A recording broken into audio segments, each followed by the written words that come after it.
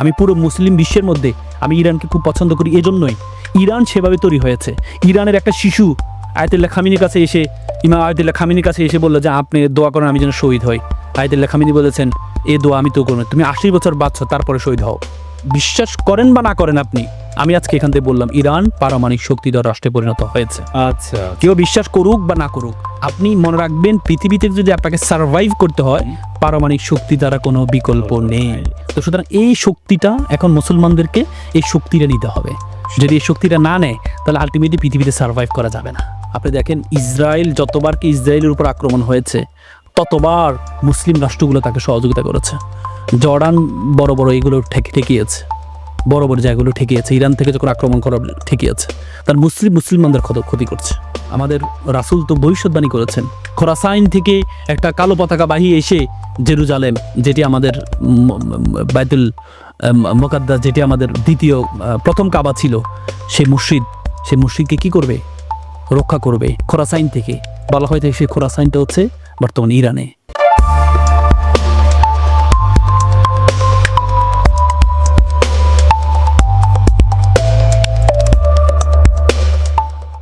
আসসালামু আলাইকুম সুপ্রিয় দর্শক, ইরান বাংলা রেডিওর নিয়মিত পডকাস্ট মুখোমুখির আজকের আয়োজনে আমন্ত্রণ জানাচ্ছি আমি আব্দুর রহমান রণ।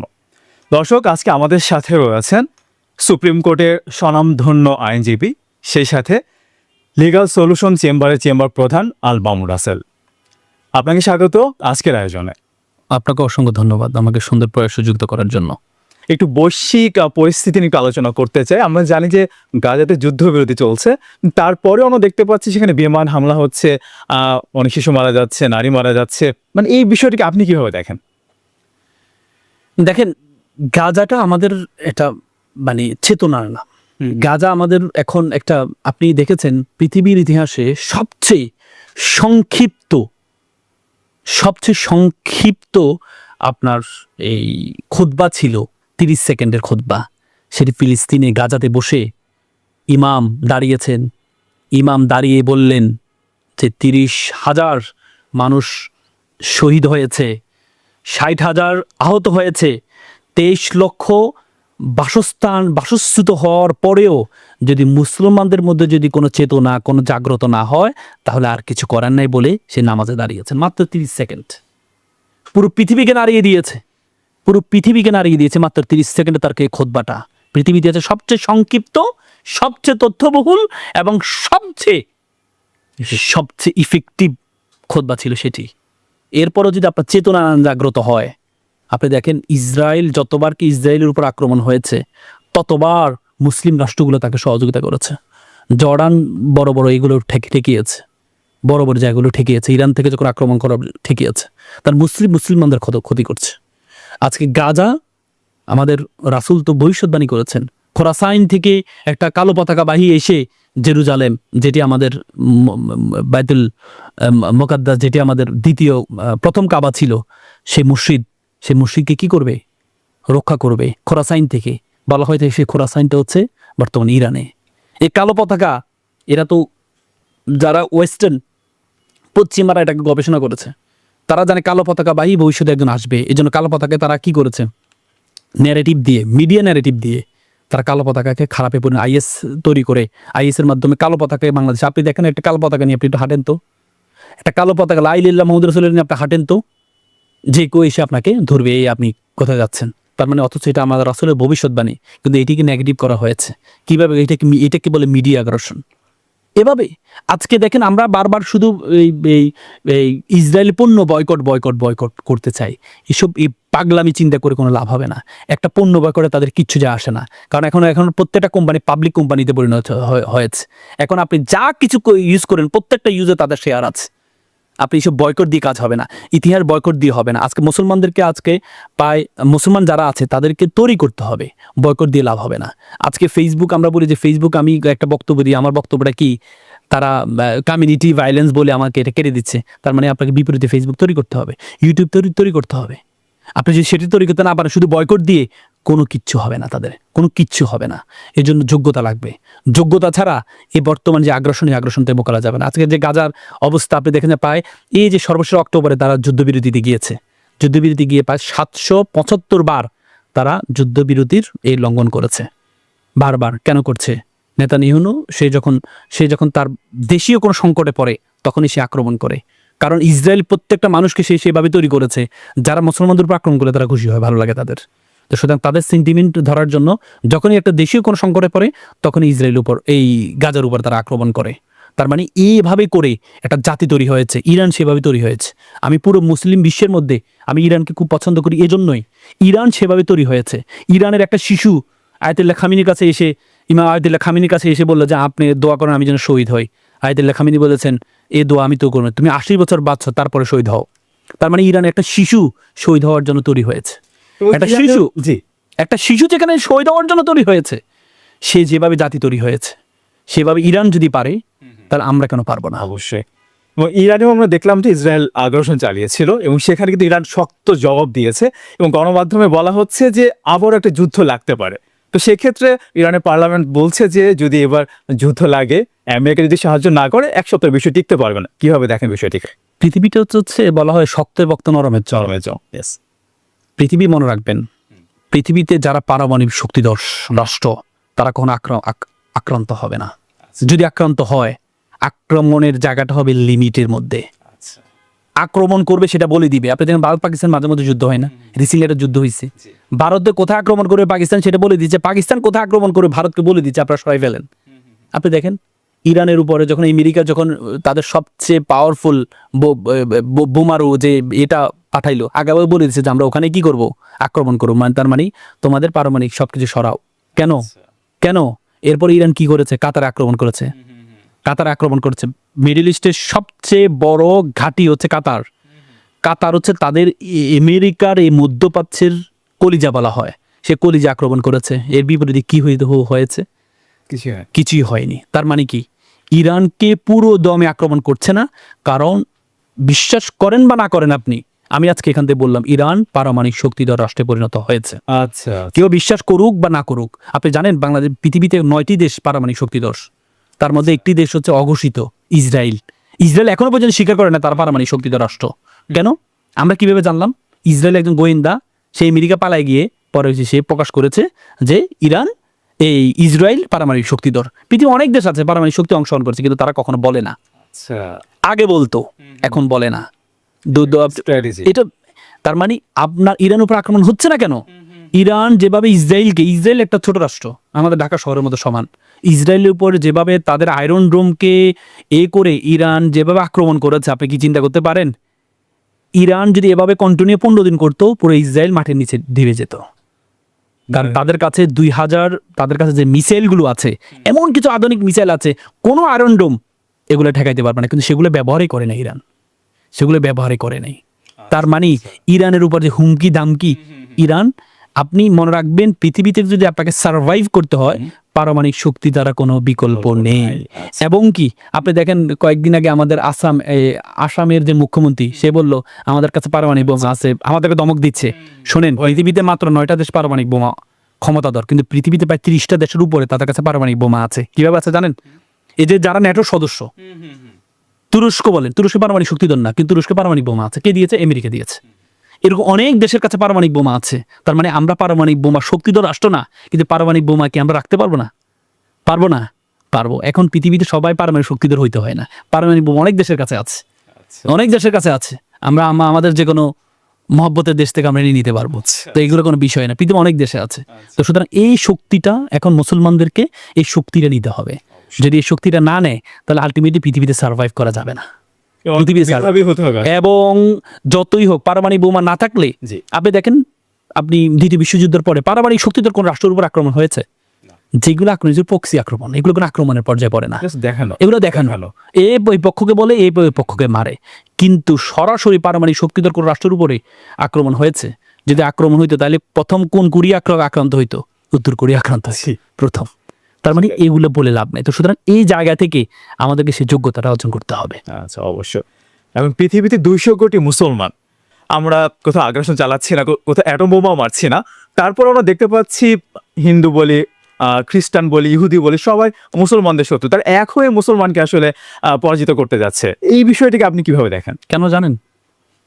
পৃথিবীর সবচেয়ে শক্তিধর রাষ্ট্রকে আমেরিকা। তার আগে সুপার পাওয়ার কে ছিল? Soviet union.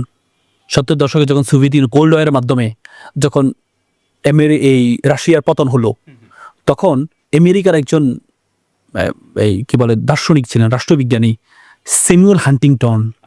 তিনি একটা বই আছে ওনার, ক্লাস অফ সিভিলাইজেশন, এই বইটা আপনি পড়ে দেখবেন, ক্লাস অফ সিভিলাইজেশন। সেখানে তিনি বলেছেন, তিনি মন খারাপ, সবাই আনন্দ করছে আমেরিকা যে আমরা রাশিয়ার মতো সোভিয়েত ইউনিয়নকে পরাজিত করেছে। পৃথিবীর 1/8 বলা হয় রাশিয়াকে, পৃথিবীর সবচেয়ে বড় রাষ্ট্র, মানে পৃথিবীর আয়তনে 1/8 রাশিয়া। সে এত বড় রাষ্ট্রকে পতন করার পরে তারা আনন্দ করছে আমেরিকা। তখন হান্টিংটন বলছে যে আপনাদের পরাজিত, আমাদের পরাজয় হবে। কি আমাদের পরাজয় হবে? রাশিয়ার মতো এত বড় রাষ্ট্রকে আমরা পরাজিত করলাম, আমাদের পরাজয় কি করবে? তো আপনাদের পরাজয় হবে মুসলিম যুবকদের হাতে। তখন তারপরে মুসলিম যুবকদের হাতে আমাদের পরাজয় হবে। তখন তারা 2টা থিওরি গ্রহণ করে। একটা থিওরি হচ্ছে কাটা দিয়ে কাটা ফোয়া, কাটা দিয়ে কাটা ফোয়া। আরেকটা হচ্ছে তরুণ প্রজন্মকে চরিত্র নষ্ট করে দেওয়া। মুসলিম তরুণ প্রজন্মকে কাটা দিয়ে কাটা ফোয়া কেমন? কাটা দিয়ে কাটা মুসলিম দিয়ে মুসলমানকে ধ্বংস করা, মুসলিম দিয়ে আপনি দেখেন, আপনি কনফিউজড হয়ে যাবেন কোন ইসলামী দলকে আপনি পছন্দ করবেন, এটা নাকি এটা, কোন রাষ্ট্রকে আপনি পছন্দ করবেন, এটা নাকি এটা। আপনার মাথার মধ্যে ঢুকিয়ে দেওয়া হয়েছে ইরান মানে এটা হচ্ছে শিয়া, এরা মুসলমানের পর্যায়ে পড়ে না, মাথার মধ্যে ঢুকিয়ে দিয়েছে। তার মানে আফগানিস্তানকে তালেবান বলে মিডিয়া এমন ভাবে করেছে, তালেবান বলে বলে আমরাকে আফগানিস্তানকে আমাদের কাছে এক নেগেটিভ তৈরি করেছে না? একদম করেছে না? আপনি দেখেন আফগানিস্তান নাম শুনলে আমাদের ভয় লাগতো কেন? এই যে সেভাবে কি আমাদের মাথার মধ্যে মিডিয়া আগ্রাসন দিয়ে ঢুকিয়ে দেওয়া হয়েছে। তার মানে যে মুসলমান দিয়ে মুসলমান। আপনি দেখেন আমেরিকা যখন এই ইরাক দিয়ে এই কুয়েতের উপর আক্রমণ করলো, আক্রমণ করার পর ইরাকে বললো যে তোমাকে অস্ত্র দিব, তুমি কুয়েতে আক্রমণ করো, আক্রমণ করলো। পরবর্তী আবার ইরানের উপর আক্রমণ করলো, পরবর্তীতে ইরাককে বললো যে যা অস্ত্র দিচ্ছে অস্ত্রগুলো দিয়ে দাও। তার মানে মুসলমান দিয়ে মুসলমানদেরকে শেষ করে দিল, মুসলমান দিয়ে মুসলমানদেরকে শেষ করলো। এভাবেই করে করে মুসলমান দিয়ে মুসলমানের যে শেষ করা। আপনি দেখেন পাকিস্তান আফগানিস্তান রিসেন্টলি যুদ্ধ, আপনি এটা চিন্তা করেন, একটু গভীরভাবে চিন্তা করেন, কে কাকে করাচ্ছে? মুসলমান দিয়ে মুসলমানদের ধ্বংস করা। তার মানে এই একটা পলিসি। দ্বিতীয় পলিসি হচ্ছে যুব সমাজ যারা আছে তাদের চরিত্র নষ্ট করে দিতে হবে। কারণ যুব সমাজে দেখেন, আপনি দেখেন ইন্টারনেটকে অ্যাভেলেবেল করে দিয়েছে তারা, এবং পর্নোগ্রাফির যে সাইটগুলো আছে এই সাইটগুলোতে সবচেয়ে বেশি ব্রাউজার হচ্ছে মুসলিম রাষ্ট্রগুলো, তার মধ্যে 1 নম্বর হচ্ছে পাকিস্তান, পারমাণবিক শক্তিধর। তার মানে সেই তরুণ প্রজন্মের মধ্যে, যে তরুণ প্রজন্মের মাথার মধ্যে পর্নোগ্রাফি ঢুকবে, সে প্রজন্ম কোরআন হাদিস পড়বে না। আর কোরআন হাদিস থেকে যদি পিছনে চলে যায় তাহলে তাদের মধ্যে বিপ্লবী চিন্তা ঢুকবে না, বিপ্লবী চিন্তা ঢুকবে না। সেই চিন্তা করে তারা মুসলমানদের এই থিওরি নিয়ে তারা আগাচ্ছে, যাতে করে ভবিষ্যতে মুসলিমরা ঐক্যবদ্ধ না হতে পারে। আর যদি না হয় তাহলে তাদের রাজত্ব চলবে। একদম শেষ পর্যায়ে ছোট করে জানবো যে এত বিরোধিতার পরেও কিন্তু আমরা দেখতে পাচ্ছি মুসলিমের সংখ্যা কিন্তু বাড়ছে, বিশেষ করে ইউরোপ আমেরিকাতেও কিন্তু বাড়ছে। এটিকে আপনি কিভাবে দেখছেন? এটার দায়িত্ব তো আল্লাহ তাআলা নিজেই নিয়েছে। আচ্ছা, আলহামদুলিল্লাহ। রাজ্য যার, শাসন চলবে তার। আল্লাহ কোরআনে বলছে ওয়ামা করু আল্লাহু খায়রুল মাকিরিন। তুমি যত বড় ষড়যন্ত্রকারী হও, আল্লাহ তো কম না। তারা যত ষড়যন্ত্র করুক, কিন্তু আল্লাহ যেটি করেছে, আল্লাহ রাসূল যে ভবিষ্যৎবাণী করেছেন যে খোরাসান থেকে একজন আসবে, তারা এসে এভাবে আবার জেরুজালেমকে করবে, তার মানে এগুলো তো মিথ্যা হবে না। তার মানে আল্লাহ তো দায়িত্ব নিয়েছেন। আমাদের কাছে কি? আমাদের কাছে আমরা চেষ্টা করে যাব। আমরা তো আল্লাহ থেকে টেন্ডার নিয়ে নেই যে বাস্তবায়ন করব। আমাদের কাজ হচ্ছে, আল্লাহ আমাদেরকে জিজ্ঞেস করবে না তোমরা কেন আমার আইন বাস্তবায়ন করো নাই। আল্লাহ বলবে তুমি চেষ্টা করো নাই কেন? চেষ্টার কথা দাও। আমাদের দায়িত্ব হচ্ছে কি? চেষ্টা করা, জোর করে। কারণ শরীয়তে আছে লা ইকরাহা ফিদ্দীন, দিনে বেড়ে বাড়াবাড়ি করা যাবে না। আমরা বাড়াবাড়ি করব না। এই যে বোমা মেরে, এই যে জঙ্গির উত্থান হয়েছিল মাঝে মধ্যে, বোমা মেরে ইসলামী স্টেট কায়েম করবো, নো, এটা ইসলাম কখনো সাপোর্ট করে না। যেখানে কোরআনে বলা আছে একজন মানুষকে, নিরাপদ মানুষকে যদি আপনি হত্যা করেন, পুরো মানব জাতিকে হত্যা করা হবে, সেখানে কোনো জঙ্গিবাদের কোনো স্থান নেই। যারা করছে তারা সেই কাটা দিয়ে কাটা ফোয়া, তারা ওই তাদেরই তৈরি। আমরা মনে করি তারা ইসলামের সাথে, কোরআনের সাথে, হাদিসের সাথে কোনো ধরনের কি নেই, তাদের কোনো সম্পৃক্ততা নেই। তো সুতরাং দিন দিন আল্লাহর যে আইন, এই আইন বলে যে হচ্ছে ভবিষ্যৎবাণী তো এমনই করেছে যে ইসলাম মক্কাতে আবার ফিরে যাবে, আবার পুরো পৃথিবীময় ইসলামের রাজ্য হবে না, সবকিছুই হবে। তো সুতরাং আপনার কাজ হবে, আপনাদের কাজ হচ্ছে আমি কতটুকু চেষ্টা করছি, আল্লাহ তাআলা সেটা দেখবেন। আমি কতটুকু চেষ্টা করেছি, কি করেছে, কি হবে, কতটুকু হবে, এটা আমার দায়িত্ব না। এই জন্য এই তরুণ প্রজন্মের মধ্যে সেই শহীদি দীপ্তটা আমাদের হাদি কিন্তু জাগিয়ে করেছেন। শহীদ হওয়ার চিন্তা। এই দেখেন আল্লাহ রাসূলের সময় প্রত্যেক সাহাবায়ের মধ্যে শহীদ হওয়ার, আল্লাহ রাসূল যখন শহীদের আলোচনা করতেন, যখন দেখেন হাদির পরবর্তীতে কিন্তু তরুণ প্রজন্ম সবার মধ্যে কিন্তু শহীদের একটা স্পিয়া তৈরি হয়েছে। আল্লাহ রাসূল যখন শহীদি আলোচনা করতেন তখন আমরা কি দেখতাম?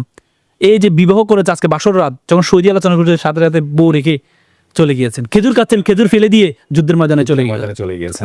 গিয়েছেন। তার মানে কি? স্পৃহা, স্পে শহীদি স্পৃহা। খালেদ বিন ওয়ালিদ সবচেয়ে বেশি যুদ্ধে অংশগ্রহণ করেছেন। খালেদ বিন ওয়ালিদ সবচেয়ে বেশি, সর্বশেষ উনি সিরিয়াতে ছিলেন মৃত্যুর শেষ সময়। তখন একটা মহামারী আকার ধারণ করে অসুস্থ হয়ে যায়। অসুস্থ তার ওয়াইফকে বলল, মানে অসুস্থ অনেকে, প্রায় 20,000 মতো সাহাবী মারা গিয়েছিল তখন। খালেদ বিন ওয়ালিদ অসুস্থ অবস্থায় তার ওয়াইফকে বলল, আমি 100-র মতো যুদ্ধে অংশগ্রহণ করেছি, আমার খুব ছিল আমি শহীদ মৃত্যু ধারণ করবো, কিন্তু আজকে আমি বিছানায় মারা যাচ্ছি। তুমি দেখো তো পুরো শরীরে এমন কোনো দাগ আছে, যে দাগে শরীরে এমন কোনো জায়গা আছে যেখানে আমার কোনো এই তলোয়ারের দাগ পড়ে নাই? তো ওয়াইফ বলছে, না, আপনার শরীরে কোনো জায়গা নেই যেখানে তলোয়ারের দাগ পড়ে নাই। আমার খুব ইচ্ছা ছিল শহীদ মৃত্যু, কিন্তু আল্লাহ সে শহীদ মৃত্যু কবুল করেন না। তখন স্ত্রী বলল, স্ত্রীর উত্তরটা ছিল এভাবে, আপনাকে আল্লাহ রাসূল সবার সামনে ঘোষণা করেছেন আপনি হচ্ছে সাইফুল্লাহ, আল্লাহ তলোয়ার। আল্লাহ তলোয়ারকে মাটিতে ফেলবে, আপনাকে শহীদ করতে হলে তো আল্লাহ তলোয়ার মাটিতে ফেলতে হবে। আল্লাহ তলোয়ারকে মাটিতে ফেলবে এমন কোনো মানুষ পৃথিবীতে তৈরি হয় নাই, এই জন্য আল্লাহ আপনাকে শহীদ মৃত্যু দেয় নাই। কেমন স্ত্রী, কেমন স্বামী! তো সুতরাং আজকে এই যে হাদিরা আমাদের শিখিয়ে দিয়েছেন শহীদ স্পৃহাটা কি। প্রত্যেকে আপনি তরুণ প্রজন্মকে জিজ্ঞেস করেন যে তুমি কি নর্মাল মৃত্যু চাও নাকি শহীদ মৃত্যু চাও, প্রত্যেকে বলবে আমি শহীদ মৃত্যু চাই। তো সুতরাং হাদি থেকে আমাদেরকে শিক্ষা গ্রহণ করতে হবে। হাদি থেকে আপনি যেন উহুদ যুদ্ধে যখন আল্লাহ রাসূল শেষ দিকে আল্লাহ রাসূল আহত হয়েছেন, আহত হয়েছেন, সবাই এটা রিউমার ছড়ে গেছে যে আল্লাহ রাসূল শহীদ হয়েছে, মারা গিয়েছেন। তখন একজন সাহাবী ছিল আনাস ইবনে নদর রাদিয়াল্লাহু তাআলা আনহু। আনাস ইবনে নদর রাদিয়াল্লাহু তাআলা আনহু গিয়ে বলল যে আল্লাহ রাসূল শহীদ হয়েছেন, তোমরা এখানে বসে আছো কেন? আল্লাহ রাসূল শহীদে আমাদের কি শিখিয়েছেন? আল্লাহ রাসূল বলেছে সত্যকে উড্ডলন করতে হবে, তারা থাকতে হবে, আমরা এখানে বসে থাকলে লাভ নাই। আল্লাহ রাসূল যে আদর্শের জন্য শহীদ হয়েছেন আমাদেরকে সেই জীবনটা দিতে হবে। তিনি গিয়েছেন, পরবর্তী শহীদ হয়েছেন, এবং দেখা গিয়েছে 80টা তলোয়ারে আঘাত ওনার শরীরে পাওয়া গিয়েছে। তার মানে কি, একবার তলোয়ার মেরেছে আবার দাঁড়িয়েছে, আবার তলোয়ার মেরেছে আবার দাঁড়িয়েছে। এই যে স্পৃহা আজকে হাদি আমাদের শিখিয়ে দিয়েছে। এক হাদি শহীদ হয়েছে, হাদি আমাদের শিখিয়ে দিয়েছে যে শাহাদাত হচ্ছে স্পৃহা আমাদের মধ্যে থাকতে হবে। 80টা তলোয়ার যদি একজন সাহাবী নিতে পারে শুধুমাত্র হাদির আল্লাহ রাসূলের আদর্শ থেকে, তো সুতরাং হাদি আমাদেরকে সেই আদর্শ শিখিয়ে গিয়েছেন যে আমরা হাজারো নিব, কিন্তু আমরা এই আধিপত্যবাদ বিরোধী এবং ইসলামকে উড্ডয়ন করার জন্য আমরা এগিয়ে যাব। শরীফ ওসমান হাদি তো আসলে ভারতের আধিপত্যবাদের বিরুদ্ধে আসলে কথা বলেছেন। তো আমরা আসলে কোন কোন পয়েন্ট দেখলে বুঝবো যে আসলে ভারত আসলে আধিপত্যবাদকে আসলে আমাদের উপরে বসিয়ে দিতে যাচ্ছে? দেখেন, শরীফ ওসমান হাদি একটা এক্সাম্পল, তরুণদের একটা আইকনে পরিণত হয়েছে। আপনার বাংলাদেশে অনেক মন্ত্রী এমপি মারা গিয়েছে। আমি আমার জন্মের পর থেকেই এত মানুষ এই জায়গায় ছিল, তার লক্ষ লক্ষ বলা হয় যে 8 লক্ষ 10 লক্ষ বলা হচ্ছে যে শরীফ ওসমান হাদি আহত হয়েছে। সে যখন সিঙ্গাপুরে গিয়েছে, সিঙ্গাপুরে পররাষ্ট্রমন্ত্রী তিনি ডাক্তার, তিনি খোঁজ নিয়েছেন, ডাক্তার মোহাম্মদ ইউনূসকে জানাচ্ছেন। তার মানে একটা ব্যক্তি একটা আইকনিক ফিগারে পরিণত হয়েছে। কেন? তার মানে বুঝতে হবে আমাদের বাংলাদেশের মানুষের পালস সে বুঝেছে। আমাদের বাংলাদেশের পালসটা কি? আপনি যদি পলিটিশিয়ান হন, you have to know the pulse of the people. Pulse বুঝতে হবে। তরুণ প্রজন্মের বর্তমানে 4.5 কোটি তরুণ ভোটার আছে, এই ভোটারের পালস শরীফ ওসমান হাদি বুঝতে পেরেছে। দেখেন কি বলে শহীদ হাদি কি বুঝতে পেরেছিল? তরুণদের পালস বুঝতে পেরেছিল। যে পালসটি বুঝেছিল, নিউ ইয়র্কের যে একমাত্র প্রথম মুসলিম মেয়র জোহরান মামদানি একা একা রাজপথে হেঁটেছেন তার নিজের ভোটের জন্য। সবাই তাকে পাগল বলেছে, সবাই তাকে হাদির মতো। পরবর্তীতে কি হয়েছে? হাদিও এমনই চেয়েছিল, কিন্তু হাদি বুঝতে পারে না ওইটা নিউ ইয়র্ক আর এটা বাংলাদেশ। নিউ ইয়র্কের আশেপাশে শত্রু দেশ নেই, আমাদের দেশে আশেপাশে শত্রু দেশ আছে। যে হাদির মতো, জোহরান মামদানির মতো, হাদির মতো লোককে মেরে আবার ইন্ডিয়াতে চলে যেতে পারবে, সেই আমেরিকার আশেপাশে সেটা ছিল না, এই জন্য তাকেও মারতে পারে নাই। কিন্তু আমাদের হাদিকে আমরা হারিয়েছি। এবং হাদি যে জানা যায় একটা রাজকীয় সংবর্ধনা, মানে এটা আমরা যে হাদি চেয়েছিল সংসদে যাওয়ার জন্য, অথচ লক্ষ লক্ষ মানুষ তাকে সংসদে নিয়ে গিয়েছে। কোথায় হয়েছে তার জানাজাটা? সংসদে। যে হাদি একা চেয়েছিল একটা আসন থেকে সংসদে যাওয়ার জন্য, পুরো বাংলাদেশের মানুষ তাকে রাজকীয়ভাবে কাঁধে নিয়ে তাকে সংসদে গিয়েছে। তার মানে একজন এমপি হাদি থেকেই একজন শহীদ হাদির মূল্য অনেক বেশি মানুষের কাছে। এটা একটা আদর্শ, এটা একটা আদর্শে পরিণত হয়েছে। হাদি কি বলেছিল? হাদি আধিপত্যবাদের বিরুদ্ধে কথা বলেছিল। হাদি আজীবন যে একটা কালচারাল ফেসিজম আমাদের দেশে চালু ছিল, সব সময় প্রত্যেকটা কথায় জঙ্গি তকমা দেওয়া, ইসলামের পক্ষে কথা বলা যায় না, হাদি দেখেন এই এই বারবার কথা আসছে যে হাদির পরবর্তীতে প্রথম আলো, ডেইলি স্টার এগুলোতে হামলা হলো কেন? আপনি দেখেন প্রথম আলো, ডেইলি স্টার, প্রথম আলো কার্যক্রমগুলো আপনি দেখেন ইতিপূর্বে এ পর্যন্ত 17-18 বছর তারা কি করেছে? প্রথম আলো একটা রিপোর্ট 2013 সালে একবার একটা রিপোর্ট করেছিল যে আপনার সন্তান কি জঙ্গি হচ্ছে না, আচ্ছা, জঙ্গি হওয়ার লক্ষণ দিয়েছে যে ছেলেটা মাদক নিবে না, যে ছেলেটা সিগারেট খাবে না, যে ছেলেটা মা বাবাকে বেশি জ্বালাবে না, যে ছেলেটা একটু ধার্মিক, তাহলে বুঝতে পারবে আপনার ছেলেটা জঙ্গি। আচ্ছা, এই যে ন্যারেটিভ দাঁড় করিয়েছে, দাঁড় করানোর পরবর্তীতে শেখ হাসিনা সুযোগ পেয়েছে, সুযোগ পেয়ে শত শত আলেম, শত শত হুজুরদেরকে, আলেমদেরকে, শত শত তরুণকে শেখ হাসিনা এই যে সুযোগটা পেয়ে ন্যারেটিভ তৈরি করেছে, সেই সুযোগটা পেয়ে কাজে লেগেছে। হাদি আপনি দেখেন, হাদি মৃত্যুর কয়েকদিন আগে এটা শেয়ার করেছিল, প্রথম আলো একটা ন্যারেটিভ নিয়ে এটা শেয়ার করেছিল যে প্রথম আলো যখন হেফাজত ইসলাম যদি কোনো জায়গায় কোনো প্রসেশন করে তাহলে এটাকে বলা হয় ধ্বংসযজ্ঞ। আচ্ছা। আবার বিএনপি জামাত যখন করে তখন এটা বলে ম্যাচাকার। আবার যখন এই কি বলে আওয়ামী লীগ করে তখন বলছে দুর্বৃত্তরা, কারা খুবই প্রকাশ করে না। কিন্তু হাদি ভাই এই যে ন্যারেটিভগুলো, এই ন্যারেটিভগুলো প্রথম আলো তৈরি করেছে, ডেইলি স্টার এই ন্যারেটিভগুলো তৈরি করেছে। তৈরি করার পর যখন হাদি তো এমনই একটা বক্তব্য আমি শুনে যে হাদি বলেছে যে প্রথম আলো 101টা মিথ্যা আমি প্রমাণ দিতে পারবো, মিথ্যা ন্যারেটিভ আমি প্রমাণ দিতে পারবো। তবে হাদি ভাঙ্গার পক্ষে ছিলেন না, গড়ার পক্ষে আসতে যাচ্ছিলাম। হাদি ভাঙ্গার পক্ষে ছিলেন না। আসলে প্রথম আলো হাদি ভাঙ্গার পক্ষে ছিলেন না, হাদি গড়ার পক্ষে ছিলেন। গড়ার পক্ষে ছিল। দেখেন মানুষের যখন একটা আক্রোশ তৈরি হয়, আপনি দেখেন মুসলিনি যখন ইতালিতে যখন পরাজয় হলো, পরবর্তীতে মুসলিনির একটা পত্রিকা ছিল, পপুলিও ইতালিয়া, এটা মুসলিনির পত্রিকা ছিল, সে পত্রিকা আক্রমণ করা হয়েছে, আক্রমণ করে পরবর্তীতে যে সম্পাদক ছিল তাকে হত্যা করা হয়েছে। বাংলাদেশে সেটি হয়নি। যখন তারা দেখেছে, যখন তরুণ প্রজন্মটা দেখেছে যে বাংলাদেশে এই হাদি সবসময় প্রথম আলো, ডেইলি স্টার যে সাংস্কৃতিক যে আগ্রাসন যখন সবসময় বিরোধিতা করেছে, এবং কি যে হত্যাকারী ছিল সে পতিত ফ্যাসিস্টের সদস্য, যে হত্যাকারী ছিল, এবং এই হত্যাকারী পরবর্তী ইন্ডিয়াতে গিয়েছে, এই জন্য হাদি ইন্ডিয়ার বিরুদ্ধে কথা বলেছেন। এবং কি যেই ন্যারেটিভগুলো তৈরি করেছে বিভিন্ন পত্রিকাগুলো, যে ন্যারেটিভগুলো আপনি দেখেন রিসেন্টলি একটা জরিপ করেছে প্রথম আলো, সেই জরিপের মধ্যে আওয়ামী লীগকে যারা নিষিদ্ধ, যারা ইলেকশন অংশগ্রহণ করতে পারবে না তাদেরকে 7% দিয়েছে। তাদেরকে যে দলের প্লেয়ারের সদস্য না, আপনি বলেন সে 2-3 গোল করবে, এটা কিভাবে বলেন আপনি? তার মানে আপনি নরমালাইজ করছেন, আপনি তাদেরকে নরমালাইজ করছেন।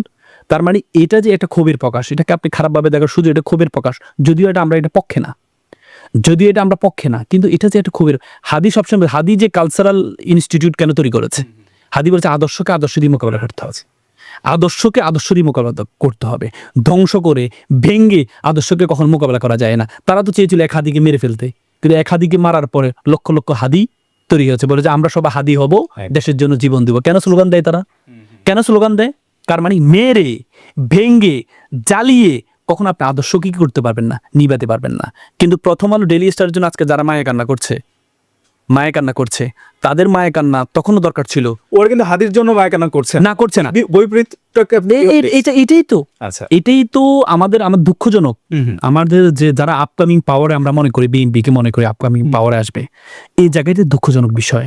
কারণ তারা জনগণের পালস বুঝতে পারছে না। তারা ভাবছে প্রথম আলো, ডেইলি স্টার যদি আমার পাশে থাকে, ইন্ডিয়া যদি আমার পাশে থাকে, তাহলে আমার ক্ষমতা আসা সহজ।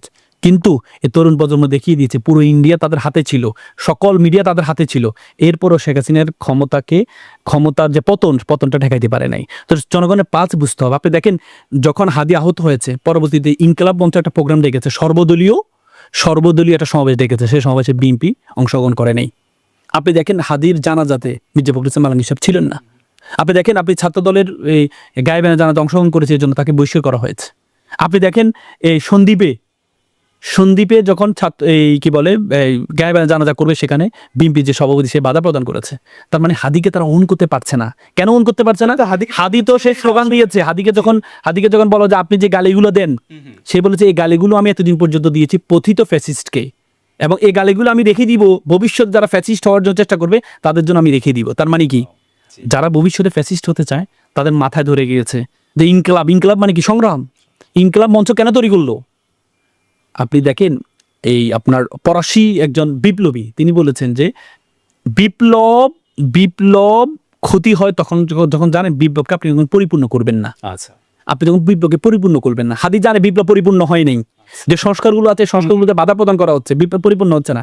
হাদি জানে, এই জন্য হাদি ইনকলাব মঞ্চ তৈরি করেছে, সংগ্রাম মঞ্চ। তার মানে এই সংগ্রাম মঞ্চের কাজ শুধু অন্তর্বর্তী সরকারের এই সময় না, এই সংগ্রাম মঞ্চকে সে একটা সংস্কৃতি বিপ্লব হিসেবে ধরেছে, সেই এটাকে কন্টিনিউ করতে যাচ্ছে বাংলাদেশ যতদিন থাকবে ততদিন। তার মানে কি, ভবিষ্যতে যারা ফ্যাসিস্ট হতে যাবে তাদের জন্য এই হাদি একটা অ্যালার্মিং হয়ে দাঁড়িয়েছে। হাদির ইনকলাব মঞ্চ একটা অ্যালার্মিং হয়ে দাঁড়িয়েছে, এটা সাংস্কৃতিক বিপ্লব হিসেবে দাঁড়িয়েছে।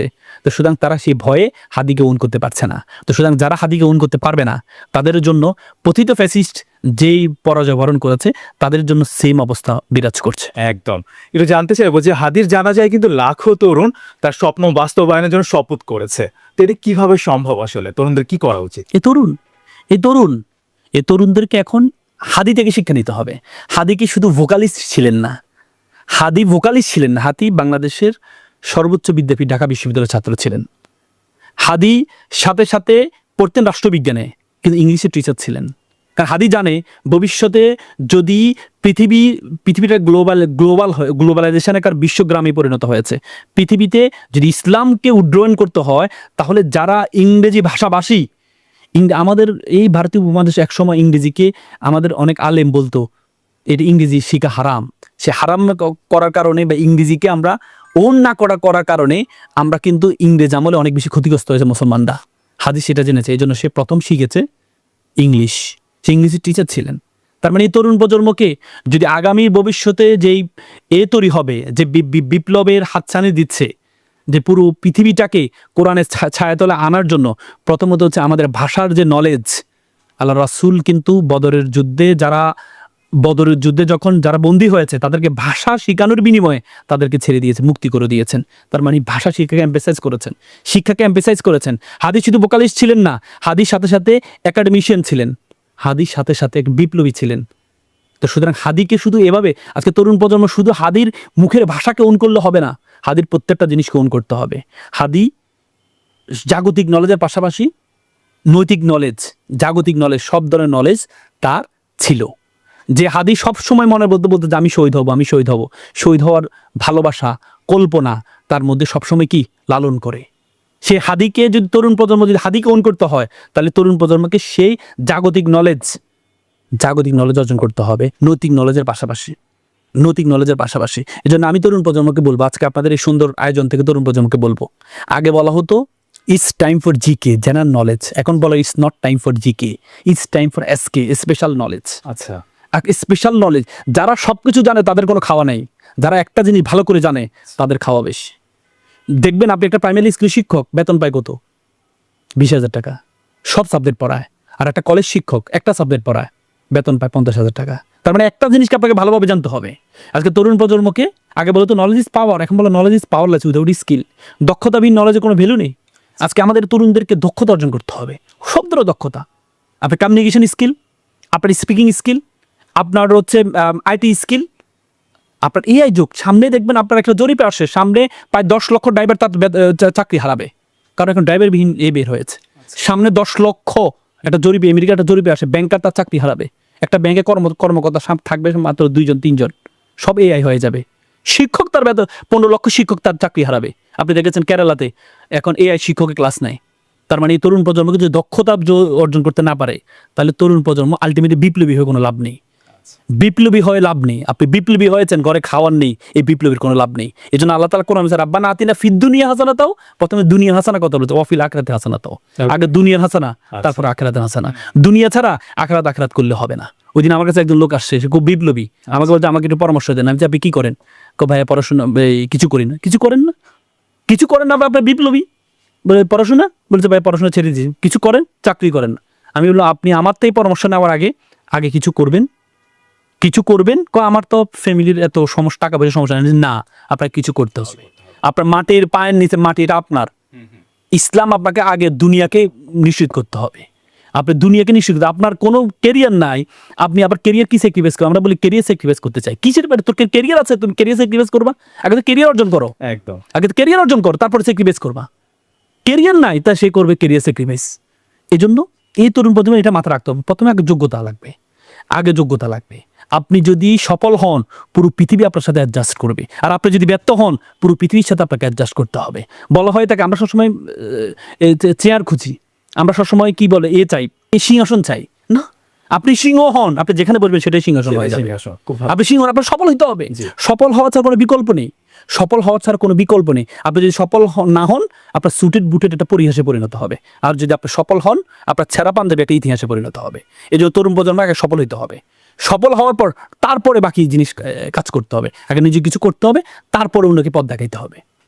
দেখেন, যদি 1971 সালে আমাদের স্বাধীনতার ক্ষেত্রে ভারত আমাদেরকে সহযোগিতা করেছে, কিন্তু এই যে সহযোগিতাটা আপনি যদি একটু দেখেন, সহযোগিতা কিভাবে করেছে। 9 মাস আমরা যুদ্ধ করেছি, যখন একবারে যুদ্ধের ধারপ্রান্তে চলে আসছে, আমরা বিজয়ের ধারপ্রান্তে চলে আসছে, যখন পাকিস্তানি হানাদার বাহিনী যারা ছিল তারা যখন এক পর্যায়ে হতাশ হওয়া শুরু হয়েছে এবং তারা দেখছে যে কাবু করতে পারছে না, তখন তারা যখন আমাদের দেশ থেকে পালানোর একটা চিন্তা করছে, এমন সময় লাস্টে এসে 3 ডিসেম্বরে এসে ভারত হস্তক্ষেপ শুরু করলো। ভারত মানে আপনি একজনকে শুয়ে দিলেন, আরেকজন এসে কিলাই দিল, অবস্থাটা এমন হইল, একদম এমন হইল। তার মানে আপনি কি মনে করেন ভারত যদি আমাদেরকে সহযোগিতা নাও করতো তারপর আমরা স্বাধীন হতাম? অবশ্যই, কারণ আমরা বাঙালি জাতি, বাংলাদেশি যারা, তাদেরকে আমাদেরকে ব্যাতিসী ভিত্তি বলে। ব্যাতিসী ভিত্তি মানে হচ্ছে যারা কারো আধিপত্যকে গ্রহণ করে নেয় না। এটা আপনি প্রাগ ঐতিহাসিক যুগ, ঐতিহাসিকভাবে আপনি এটা পরীক্ষিত। এটা কিভাবে আপনি দেখেন, আপনি যত মোগল সম্রাট বলেন, যত আধিপত্য, যত বড় বড় সাম্রাজ্য ভারতীয় উপমহাদেশে ছিল, আপনি দেখেন তারা যখন এই বাংলাকে স্বাধীন করত, স্বাধীন করে এসে দিল্লিতে যাওয়ার পথে শুনতো যে বাংলা আবার স্বাধীন হয়ে গেছে। মানে তারা এটাকে দখল করে যখন কারো হাতে দিত, তখন ওরা দিল্লিতে ফেরত যেতে 3 মাস 3.5 মাস লাগতো যেতে, শুনতো যে বাংলা আবার স্বাধীন হয়ে গেছে। তার মানে আমরা কখনো কারো আধিপত্যকে গ্রহণ করে নিই নাই। এবং আমাদেরকে বলে সুন্দরবনের গোল পাতার মতো। সুন্দরবন একটা গাছ আছে দেখবেন আপনি, যে গাছটা ভূমিকম্প আসুক, জলোচ্ছ্বাস আসুক, ঝড় আসুক, নুয়ে যায়, নুয়ে যাওয়ার পর আবার জলোচ্ছ্বাস যখন চলে যায়, ঝড় যখন চলে যায়, তখন আবার কি দাঁড়িয়ে যায়। তার মানে আমরা জাতি হিসেবে আমরা কখনো কারো আধিপত্যকে গ্রহণ করে নিই নাই। আজকে ভারত যদি আমাদেরকে 1971 সালে যদি সহযোগিতা নাও করতো, তারপরেও এই বাংলাদেশ স্বাধীন হতো। কারণ আমরা 24 বছর পাকিস্তানের নিষ্পেষণ থেকে আমরা শিখেছি যে কিভাবে তারা 1952 সালে আমার ভাষা নিয়ে কথা বলেছে, আমরা জীবন দিয়েছি। তারপরে মানে 1971 সালে আমাদের সাথে বৈষম্য করেছে। আপনি মনে করেন এই ছাত্র সমাজকে দেখিয়ে দেয় নাই? 2000 জীবন দিয়েছে শুধুমাত্র তার একটা স্বৈরশাসকের এগেইনস্টে দিয়েছে। যে তরুণ প্রজন্মকে আমরা বলতাম ফার্মের মুরগি, তারা পাবজি খেলে, পাবজিতে গুলি মারে, অন্যকে শত্রুকে ধ্বংস করে, সে তরুণ প্রজন্ম স্লোগান দিয়েছে বুকের মধ্যে অনেক জ্বর, বুক পেতেছি গুলি কর। সে তরুণ প্রজন্ম দেশকে এই স্বৈরশাসক থেকে মুক্ত করে নেই। তার মানে ভারত যদি ওই সময় আমাদের নাও করতো, তারপরে আমরা স্বাধীন হতাম। শুধুমাত্র ভারত তার লাস্টের ক্রেডিটটা নেওয়ার জন্য, কারণ ভারত পাকিস্তান অনেকবার যুদ্ধ হয়েছে, তারা কখনো জিতে না।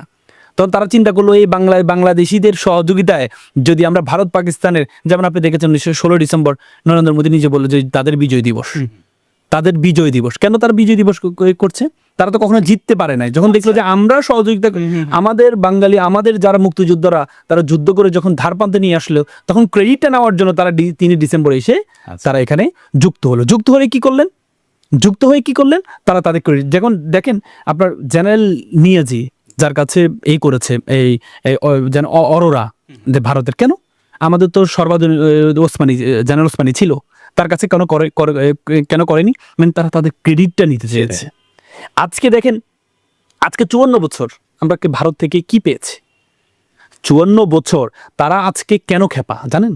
তারা এই জন্য খেপা কারণ তারা, আপনি দেখেন, তারা হচ্ছে আপনার সিকিমকে তারা দখল করে নিয়েছে, হায়দ্রাবাদকে তারা দখল করে নিয়েছে, কিন্তু পরবর্তীতে তারা চিন্তা করেছে, তাদের প্ল্যান ছিল আমাদের দেশটাকে দখল করা। কিন্তু আধুনিক সাম্রাজ্যবাদের প্রক্রিয়াটা একটু ভিন্ন। কেমন? আগে সাম্রাজ্যবাদী আগ্রাসন ছিল হচ্ছে একটা দেশকে দখল করে নেওয়া, আর নতুন যে সাম্রাজ্যবাদের দেশকে দখল করে না, এটাকে বলে, যদি আমি একটা এক্সাম্পল দিই, যদিও এক্সাম্পলটা দেখতে একটু শুনতে একটু খারাপ দেখা যায়, এটাকে বলে প্রস্টিটিউট নীতির মতো। কেমন? ধরেন আপনি একটা মেয়েকে যখন বিবাহ করেন, মোহরানার টাকা দিয়ে বিবাহ করেন, এবং ইসলামে আছে আপনি তাকে টাচ করার আগে টাকা দিতে হবে, তারপর তাকে টাচ করতে হবে। তার মানে আপনি টাকা দিয়ে তাকে বিবাহ করছেন, আর প্রস্টিটিউটকে আপনি ইউজ করছেন টাকা দিয়ে। তাহলে প্রস্টিটিউট আর বিবাহের মধ্যে পার্থক্য এক জায়গায়, প্রস্টিটিউটকে আপনি ইউজ করবেন টাকা দিয়ে, কিন্তু তার লাইবিলিটি নিতে হবে না। আচ্ছা, আর বিবাহটা হচ্ছে আপনি তাকে ইউজ করবেন, কিন্তু তার লাইবিলিটি আপনাকে নিতে হবে, তার ভরণ পোষণ, তার খাওয়ার ব্যবস্থা, তার পোশাকের ব্যবস্থা, তার সব ধরনের খবর নিতে হবে। আপনি দেখেন ভারত আমাদেরকে এতদিন পর্যন্ত আমাদের স্বাধীনতাকে এভাবে আটকে রেখেছে প্রস্টিটিউট নীতির মতো, যে আমি তার থেকে সবকিছু গ্রহণ করবো কিন্তু তার লাইবিলিটি নিব না। কারণ তার 18 কোটি মানুষ, 18 কোটি লাইবিলিটি নিলে তাকে চাকরি দিতে হবে, তার 10 লক্ষ বেকার আছে, তার বেকারে চাকরি দিতে হবে। সুতরাং আমি এই লাইবিলিটি নিব না। আমি কি করব? আমি হচ্ছে তার থেকে সব ধরনের সুযোগ সুবিধা, আমি সব ধরনের ট্রানজিট নিব, ট্রান্সশিপমেন্ট নিব। আপনি দেখেন অবাকের বিষয় হচ্ছে রাডার ব্যবস্থা। আজকে 54 বছর স্বাধীন হয়েছি, বাংলাদেশের যে আকাশসীমা, এই আকাশসীমা কন্ট্রোল করেছে ভারত। আকাশসীমা আপনি জানেন, একটা বিমান যেতে হলে $500 যার আকাশসীমা তাকে দিতে হয়। হাজার হাজার কোটি কোটি ডলার এতদিন পর্যন্ত আমরা হারিয়েছি। 5 আগস্টের পরে সে আকাশসীমা, সে রাডার ব্যবস্থা আমরা চালু করেছি, যে 500 আপনি আমাদের আকাশসীমা যদি কোনো যেত, কোনো বিমান যেত, সেটা রেজিস্ট্রেশন করতে হতো ভারত থেকে, দিল্লি থেকে, এবং সে যে সে ফিটা কে পেত? ভারত পেত। এই পর্যন্ত আমরা পাইনি। ওই বিষয়টা আমরা জানতামও না। আগস্টের পরে আমরা কাজ করে জেনেছি। তার মানে আমরা এখন রাডার ব্যবস্থা করেছি। এই যে কার্গো, এই যে এয়ার কার্গো সিস্টেমটা আমরা ছিল না, এটা ভারতের উপর ছিল। আমরা যখন কোনো জায়গায় রপ্তানি করতাম, কোনো পোশাক রপ্তানি করতাম, আমরা যখন কোনো কাঁচামাল রপ্তানি করতাম, তখন আমরা নির্ভর করতে হতো ভারতের উপরে। তারা যখন আমাদেরকে এটাই করলো, আমরা এবার স্বাধীন, আমরা এবার সুন্দরভাবে নিজেদের এয়ার কার্গো নিজেরা ব্যবস্থা করছি। তার মানে এতদিন পর্যন্ত তারা আমাদেরকে প্রস্টিটিউটের মতো ব্যবহার করে আলটিমেটলি আমাদেরকে যখন সুযোগ পেয়ে, এখন যখন দেখলো যে তাদের যার মাধ্যমে উনি আমাদেরকে ব্যবহার করেছেন, তিনি যখন পরাজিত হলেন, এখন আমাদেরকে বলছে তোরা তো বেশ্যা, এখন আমাদেরকে গালি দিচ্ছে, এখন আমাদের বিরুদ্ধে কথা বলছে তারা। এতদিন কেন হয়নি? আমাদের এলাকায় একটা কথা বলে, আমার জামাইটা ভালো, আমার মেয়ের কথা শুনে, ছেলেটা খারাপ, তার বউয়ের কথা শুনে। আচ্ছা, নিজের স্বার্থে আসলে ভালো একদম, আর এখন নিজের এগেনিস্টে গেলে এটা খারাপ। আপনি এই যে এখন সম্প্রতি যে আন্দোলনটা, এটাকে এখনো হয়েছে। আপনি দেখেন কলকাতার যে মিডিয়াগুলো আছে, রিপাবলিক বাংলা বলে, সার্বক্ষণিক বলা হচ্ছে বাংলাদেশে উগ্রবাদের উত্থান হয়েছে, উত্থান হয়ে হাজার হাজার হিন্দু নাকি কলকাতা চলে গিয়েছে। অথচ আপনি কি দেখেছেন এই পর্যন্ত গিয়েছে? যায়নি। আমরা কত অবস্থান করছি। যাদেরকে এক্সট্রিমিস্ট বলা হতো, যাদেরকে বলা হতো তারা যদি ক্ষমতা আসে কখনো কি হবে না, বাংলাদেশে হিন্দুরা থাকতে পারবে না, তারা হয়তো, অথচ সে দলগুলোই এখন হিন্দুদেরকে তাদেরকে প্রার্থী ঘোষণা করছে, তাদেরকে প্রার্থী বানাচ্ছে, তাদেরকে নিয়ে একসাথে কাজ করছে, তারা একসাথে স্লোগান দিচ্ছে। তার মানে কি আমাদের দেশে সবসময় ধর্মীয় সম্প্রীতি ছিল, কিন্তু তৃতীয় পক্ষ সবসময় এই জায়গায় সবসময় আমাদেরকে ধাক্কা দিত যে আমাদের দেশে কোনো ধর্মীয় সম্প্রীতি নেই বলে। সুতরাং আজকে যে ভারত যে কাজটা করছে, ভারত এই কাজটা করার মাধ্যমে বরং তারা জনবিচ্ছিন্ন হবে। আমাদের ভয়ের কিছু নেই। দেখেন বর্তমান আধুনিক সভ্যতার বর্তমান আধুনিক যুগে ছোট রাষ্ট্র বড় রাষ্ট্র কোনো বিষয় না। আপনার এখন হচ্ছে পৃথিবীতে ওটা বিশ্বগ্রামেই পরিণত হয়েছে। এখানে ছোট বাবার কিছু না, যে আমি ছোট রাষ্ট্র, উনি বড় রাষ্ট্র, ছোট রাষ্ট্র বড় রাষ্ট্র, এই গ্লোবালাইজেশনের যুগে এটা কোনো পার্থক্য নেই। আর একসময় ভারত আমাদের গালি দিত যে বাংলা হবে আফগান, অথচ সে আফগানিস্তানের সাথে তারা কি বন্ধুত্ব করছে, বন্ধুত্ব করছে। তার মানে তেল মাথা সবাই তেল ঢালবে। এই জন্য যারা এখন ইসলামিস্ট আছে, ভয়ের কিছু নেই। আপনারা আপনাদের কাজ করে যান। আপনারা এখানে যখন আফগানিস্তানের মতো আইনের শাসন হবে, আইনি কি বলে কোরআন হবে কনস্টিটিউশন, তখন এই তেল ঢালার জন্য পার্শ্ববর্তী রাষ্ট্র আপনাদেরকে কি সহযোগিতা করবে, আপনাদের সাথে একসাথে কাজ করবে। এটা হতাশ হওয়ার কিছু নেই। আপনার কথাগুলো শুনতে গায়ে লোম দাঁড়িয়ে গেছে। আমরা আশা করব সত্যের বিজয় হবে, হাদিদের বিজয় হবে, বাংলাদেশের বিজয় হবে। আপনাকে অনেক ধন্যবাদ আমাদেরকে সময় দেওয়ার জন্য। আপনাদেরকে অসংখ্য ধন্যবাদ। দেখো দর্শক, এতক্ষণ ইরান রেডিও বাংলার অনুষ্ঠান মুখোমুখিতে আমরা ছিলাম। আমরা অনেক কিছু জানলাম। আমরা একটা নতুন বাংলাদেশ গড়ব সেই প্রত্যয় নিয়ে শেষ করছি। সকলকে অনেক ধন্যবাদ।